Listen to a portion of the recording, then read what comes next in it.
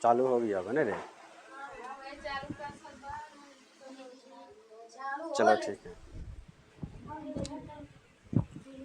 नमस्कार साथियों, आप सभी को A to Z classes channel पर स्वागत है। दोस्तों आज जो है कुछ महाभारत का टॉपिक बताने जा रहे हैं, ठीक, जो क्लास 6 का है महाभारत, है ना। तो महाभारत का शुरुआत कैसे हुआ था, कहाँ से हुआ था, है ना, किस तरह से हुआ है, तो उसके बारे में जो है पहले बेसिक चीज़ जानेंगे। सबसे पहले जो है महाभारत क्या है, महाभारत। तो महाभारत के लेखक जो है महर्षि वेद व्यास जी है। तो सबसे बड़ा जो है काव्य पूरे विश्व में महाभारत है। क्या है, महाभारत, ठीक। तो महाभारत के पहले जो है शांतनु राजा थे, जो भरत वंश के राजा थे शांतनु।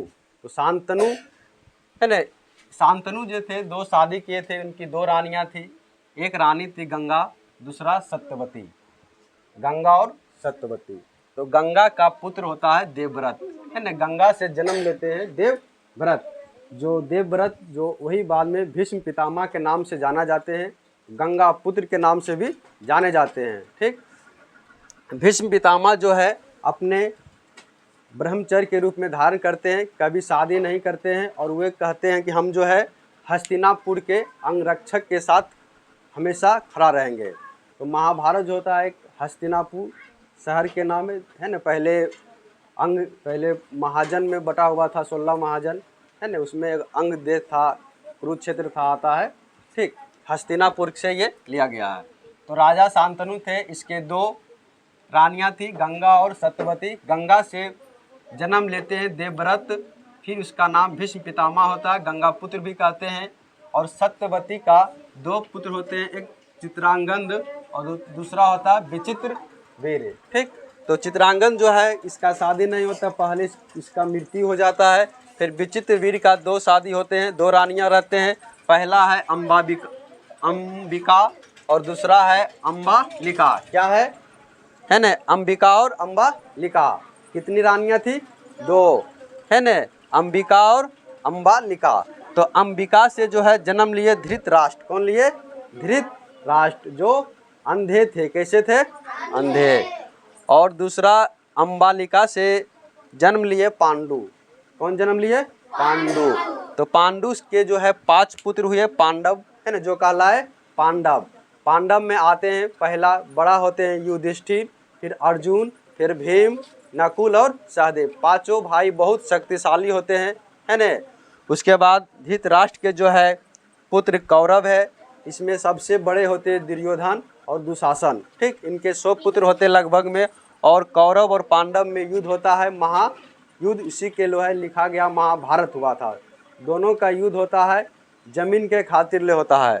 पांडव बोलता है कि कौरव से कि हमको जो है एक शहर दे दो, है ना, इंद्रप्रस्थ शहर मांगता है, लेकिन जो है कौरव देने के लिए तैयार नहीं होता। कौरव बोलता है कि हम तुमको जो है एक सुई के नोक के बराबर जमीन नहीं देंगे, इसको, पांडव को, है ना। इसलिए जो है महाभारत की लड़ाई हुआ था जमीन के लिए। किसके लिए हुआ था, जमीन के लिए, ठीक।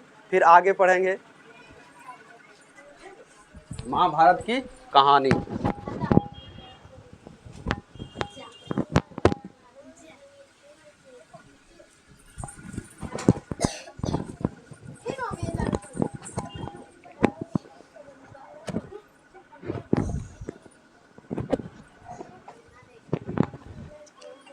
चलो अध्याय जो है 4, पहला अध्याय इधर 2-3 को समाप्त कर दिए थे।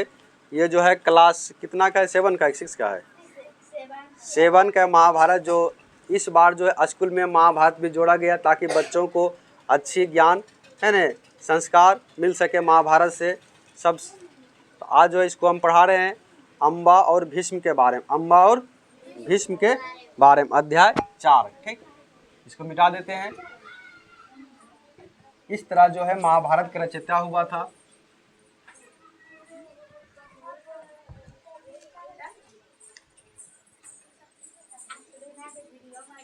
अम्बा और भीष्म, अम्बा और भीष्म के बारे में, ठीक। चलते यहाँ से, इसमें जो है सत्यवती, है ना, सत्यवती। तो सत्यवती के है ना। सत्यवती के पुत्र कौन था, बड़े पुत्र चित्रांगन थे। कौन थे, चित्रांगन, है ना। बड़े ही वीर परंतु स्वेच्छाचारी थे, है ना। चित्रांगन जो था बड़े वीर था, शूरवीर था, मतलब बहुत बलवान थे। एक बार किसी गंधर्व के साथ युद्ध हुआ। गंधर्व मतलब गंधर्व देश के राजा के साथ उसका युद्ध हुआ। किसको, चित्रांगन के साथ, ठीक ने। कह रहा उसमें वह मारे गए। कौन मारे गए थे, चित्रांगन जो है ये मारे गए थे युद्ध में, ठीक। इनका विवाह उस समय नहीं हुआ। उसमें वह मारे गए, उनके कोई पुत्र ना था। इसका कोई पुत्र था नहीं था, चित्रांगन का कोई पुत्र नहीं था। इसलिए उनके छोटे भाई विचित्रवीर, है ना। इसके छोटे भाई कौन थे, विचित्रवीर थे। कौन थे बच्चों, विचित्रवीर थे। हस्तिनापुर के गद्दी पर बैठा। कहाँ बैठा था, हस्तिनापुर के गद्दी पर। हस्तिनापुर के गद्दी पर मतलब राजा जो होता है गद्दी पर बैठता है ना, अपना राज को चलाता है, देश को चलाता है। तो हस्तिनापुर के राजा बने कौन, विचित्रवीर, है ना। कि आयु उस समय बहुत छोटी थी, इस कारण उनके बागिल होने तक राजकाज भीष्म को ही संभालना पड़ा। मतलब जब ये, है ना, विचित्रवीर अभी बहुत बड़े नहीं थे, है ना, तो इसका जो है सभी काम कौन संभालते थे, भीष्म जी। कौन संभालते थे, भीष्म, है ना। इन्हीं का नाम होता है भीष्म पितामह। इन्हीं का नाम क्या है, गंगा। क्या है, गंगा, क्योंकि गंगा के पुत्र थे, इसका नाम भी कहा जाता है गंगा पुत्र। क्या कहा जाता है, क्योंकि गंगा के पुत्र थे कौन, भीष्म, ठीक। तो भीष्म जो थे विचित्रवीर के क्या थे, अंग रक्षक थे। जहां भी युद्ध होता था वो साथ में जाते थे कौन, भीष्म जी, ठीक।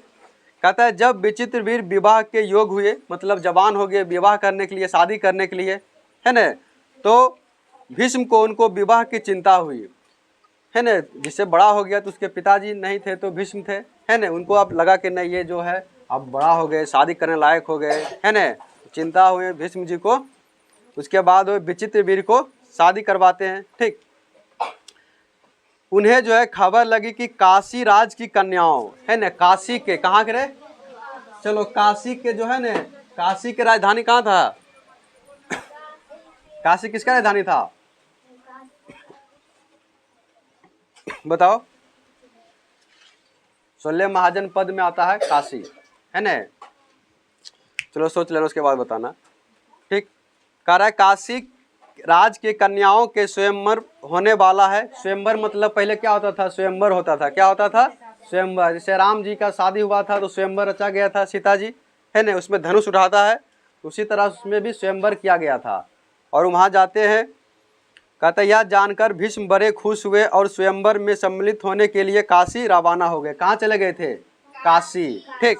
देश विदेश के अनेक राजकुमार उस स्वयंवर में भाग लेने के लिए आते थे। राजपुत्रियों को पाने के लिए आपस में बड़ी स्पर्धा थी। क्षत्रियों में भीष्म की प्रतिज्ञा की प्रतिष्ठा अद्वितीय थी। उनके महान त्याग और भीष्म प्रतिज्ञा का हाल सब जानते थे। इसलिए जब स्वयंवर मंडप में प्रविष्ट हुए तो राजकुमारों ने सोचा कि वह सिर्फ स्वयंवर देखने के लिए आए होंगे, परंतु जब स्वयंवर में सम्मिलित होने वालों में भीष्म ने भी अपना नाम दिया तो अन्य कुमारों को निराशा होना पड़ा। उनको क्या पता था कि दृढ़वर्ती भीष्म अपने लिए नहीं वरन अपने भाई के लिए स्वयंवर में सम्मिलित हुए थे। मतलब अपने भाई के लिए ही, कि अपने भाई को क्या करवाएंगे, शादी करवाएंगे स्वयंवर से। सभा में खलबली मच गई। चारों ओर से भीष्म पर, है न, फप्तियाँ कसी जाने लगी। माना कि भरतवंशी भीष्म बड़े विद्वान और बुद्धि विद्वान है, स्वयंवर से इन्हें क्या मतलब, इनके प्रण का क्या हुआ। जीवन भर ब्रह्मचारी रहने की इन्होंने प्रतिज्ञा, रे अल्लाह। भीष्म जी, है न, जो जीवन भर जो है, जीवन भर, है न, ब्रह्मचर्य के रूप में रहने के लिए प्रतिज्ञा लिए थे। ब्रह्मचर्य मतलब होता है शादी कभी भी नहीं करेंगे, ठीक। कौन लिए थे, भीष्म जी। इसलिए सभी वहाँ के लोग सोचने लगा ये तो शादी नहीं करेंगे, फिर भी यहाँ स्वयंवर में क्यों आए हैं।